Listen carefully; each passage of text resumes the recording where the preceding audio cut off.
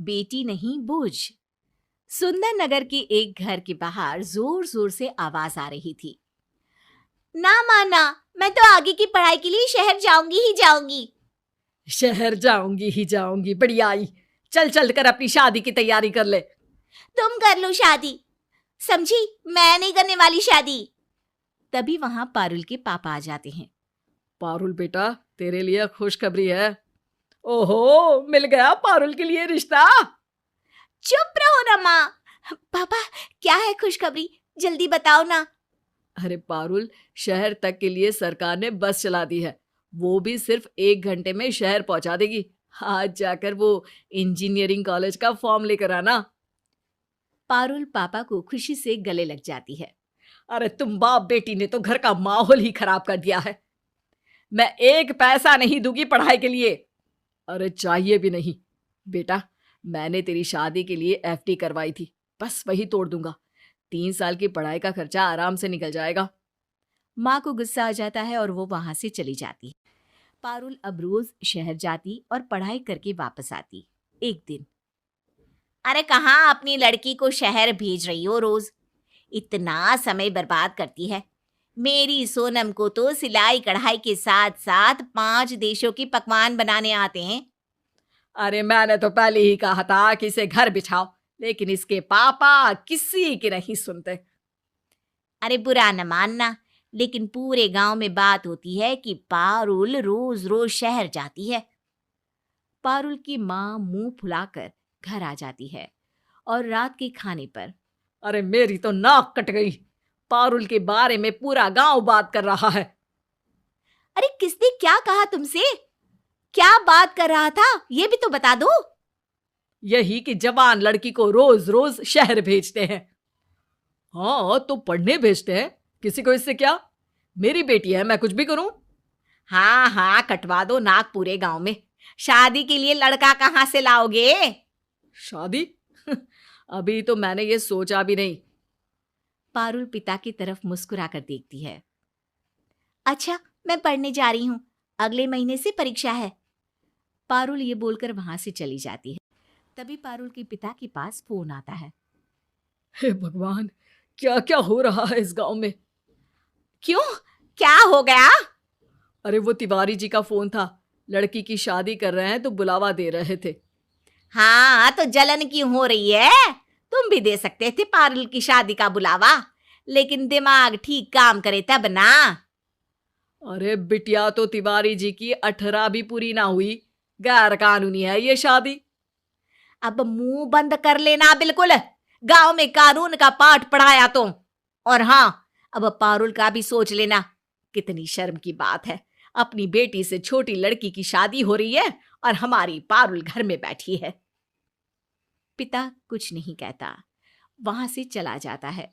लेकिन थोड़े ही दिनों बाद, अरे तिवारिन, क्या हाल है बिटिया का? कैसा चल रहा है ससुराल में? मेरी तो किस्मत ही खराब है। पारुल के पापा उसे ना जाने क्या बनाकर मानेंगे। कितनी बार बोला लड़की की असली जगह किचन में होती है, लेकिन ना जी ना, मेरी बात सुनता कौन है।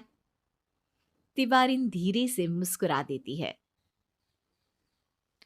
हाँ ठीक है, आई हुई है कुछ दिनों के लिए। अरे ये तो बहुत अच्छा है, लेकर आओ शाम को घर खाने पर। कम से कम पारुल के पापा को अकल आएगी हमारी ब्याही हुई बिटिया रानी को देखकर। रात का खाना मेरे घर पर जरूर खाना, ठीक है? अरे ना ना, आज ना हो पाएगा। अरे नहीं नहीं, आज ही आना है, मैं कुछ नहीं जानती, देख लो। ये बोलकर पारुल की माँ वहां से चली जाती है। आज पता चलेगा पारुल और उसके पापा को जब तिवारिन की बिटिया की खुशहाली देखेंगे तो। जब आंख खुलेगी कि बिटिया के साथ क्या कर रहे हैं। रात को तिवारी, तिवारिन और उसकी बेटी खाने पर आते हैं। अरे वाह, कितनी सुंदर लग रही है बिटिया रानी, बिल्कुल बालिका बधू। वरना ये हमारी पारुल को देखो, लग रहा है कि घर की कोई नौकरानी है। दिन भर आंख में चश्मा लगाकर किताबों में आंख फोड़ती रहती है। कोई कुछ नहीं बोलता। तभी पारुल चाय बनाकर सबके सामने रख देती है। बस यही एक चाय बनानी आती है इसे, कभी रसोई घर आने का टाइम ही नहीं है भाई इसके पास। तिवारी की नई नवेली बेटी चाय उठाती है कि तभी उसके हाथ में जले के कई निशान होते हैं। अरे बेटी, ये क्या हुआ?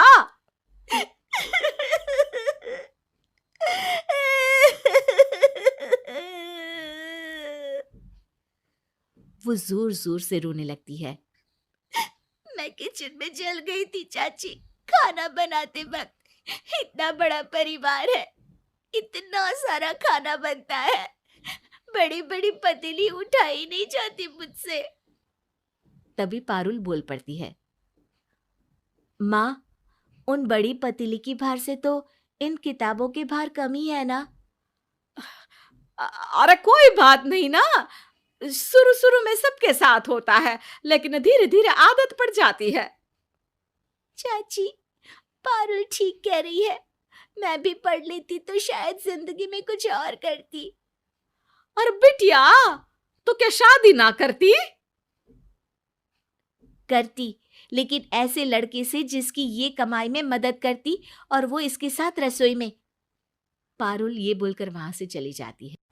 कुछ साल बाद पारुल की पढ़ाई पूरी हो जाती है और वो एक बड़े बैंक में नौकरी करने लगती है। गांव के लोगों के सामने ही पारुल का 1 मंजिला मकान 3 मंजिला हो जाता है। एक दिन, अरे पारुल के पापा, लड़की के पैसे से बड़ा घर चमका रखा है। हमारे घर तो लड़की के पैसे लेना भी पाप है। तिवारी जी, मेरे लिए पारुल मेरी औलाद है, लड़का लड़की मैं नहीं जानता। वैसे आज पारुल आ रही है, उसकी शादी जो होने वाली है। शाम को पारुल एक लंबी सी कार ड्राइव करके उसमें से उतरती है और कार को दरवाजे पर लगाती है। सारे गांव वाले उसे देख रहे होते हैं। तभी तिवारी की वो बेटी भी 2 बच्चों के साथ आ जाती है, रोते हुए। पापा, मैं अब यहीं रहूंगी। उसकी नजर पारुल पर पड़ती है। अरे पारुल, तुम तो कितनी बदल गई। बदल तो तुम भी गई हो। खैर, क्या हुआ, रो क्यों रही हो? चलो घर के अंदर चलकर बात करते हैं। तभी घर के अंदर जाते हैं, जहां तिवारी की बेटी बताती है कि कैसे उसके ससुराल में उसका पति और सास उसे परेशान करते हैं। अरे चाची, क्या बताऊं, हर चीज के लिए ताने देते हैं। तेरे बाप ने तुझे किसी लायक नहीं बनाया, हर वक्त पैसे के लिए हाथ फैलाती रहती है। अरे बताओ मैं क्या करूं?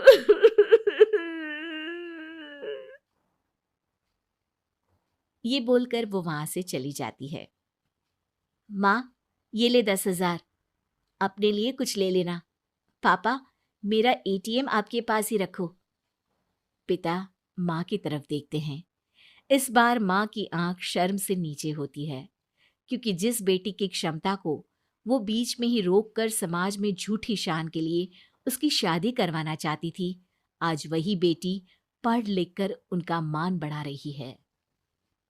दोस्तों, अगर आपको ये कहानी पसंद आई तो इसे लाइक करें, शेयर करें और कमेंट करके बताएं कि कहानी में आपको सबसे अच्छा क्या लगा।